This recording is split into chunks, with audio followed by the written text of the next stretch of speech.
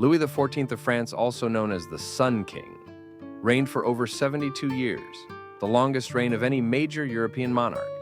He is remembered for turning France into the dominant power of Europe, centralizing the monarchy and building the extravagant Palace of Versailles as a symbol of his absolute rule. But behind the golden image, Louis endured decades of illness and one particularly disturbing medical condition: a hole that opened between his mouth and his nose. This condition was not the result of injury in battle or a congenital defect. Instead, it was a consequence of the primitive state of medicine in the 17th century, especially dentistry.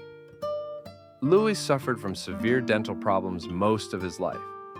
By the age of 30, he had lost many of his teeth due to decay and the common practice of bloodletting and extractions to treat illnesses.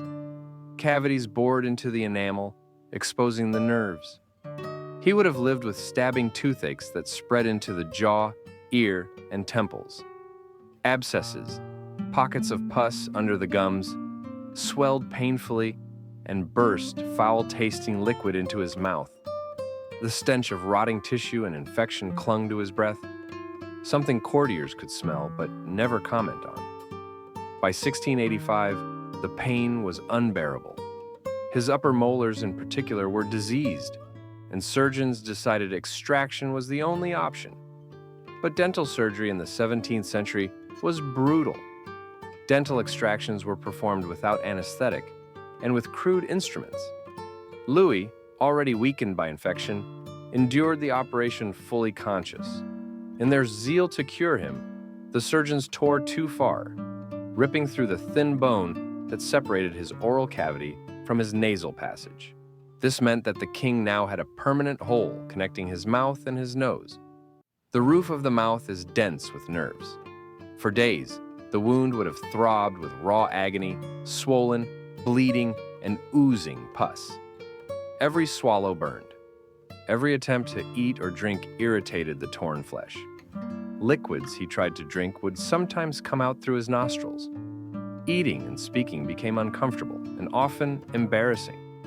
Court doctors and surgeons tried to repair the damage, but with the medical knowledge of the time, no effective treatment existed. Louis tried to adapt. He pressed his tongue against the hole while drinking, or tilted his head in strange ways to minimize spillage. His meals had to be prepared carefully. Soups and sauces made the problem worse. He often coughed or choked while eating, a spectacle no one at Versailles was allowed to acknowledge. For a ruler obsessed with magnificence, this was a bitter humiliation. He projected the image of Apollo, radiant and flawless, yet privately he was in pain, constantly embarrassed by a simple meal. Even so, he managed to keep up his grand appearances, carefully concealing the reality that his body was betraying him. The Sun King may have shone brightly in art and ritual, but up close, he smelled of infection. He leaked his wine through his nose, and he bore the consequences of a surgeon's chisel forever.